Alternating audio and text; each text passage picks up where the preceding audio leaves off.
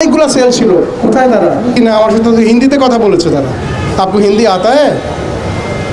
So বুঝতেই পারছেন, একটু বেশি আমি কিছু বলতে চাচ্ছি না যে কোত্থেকে আসছে, কী জন্য আসছে।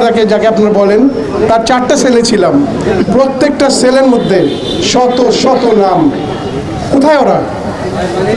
এই 700 জন 1500 জন নো, আমার সেলেই তো কয়েকশো জন ছিল। এরকম তো অনেকগুলো সেল ছিল, কোথায় তারা? না, আমার সাথে তো হিন্দিতে কথা বলেছে তারা। আপু হিন্দি আতা হ্যাঁ? সো বুঝতেই পারছেন, একটু বেশি আমি কিছু বলতে চাচ্ছি না যে কোত্থেকে আসছে, কী জন্য আসছে। আমি নাকি রাষ্ট্রদ্রোহী, আমি নাকি জঙ্গি।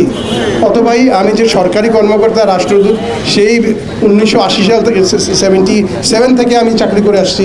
আমার নামে তো এরকম কোনোদিন ছিল না। আমি কোনো পলিটিক্সই করি না, আর তারা আমাকে বলছে রাষ্ট্রদ্রোহী, মানে জঙ্গি। এবং সেই টর্চার সেলটা তারা মুসলমান জঙ্গিদের নামে ভালোই চালিয়ে গেছে।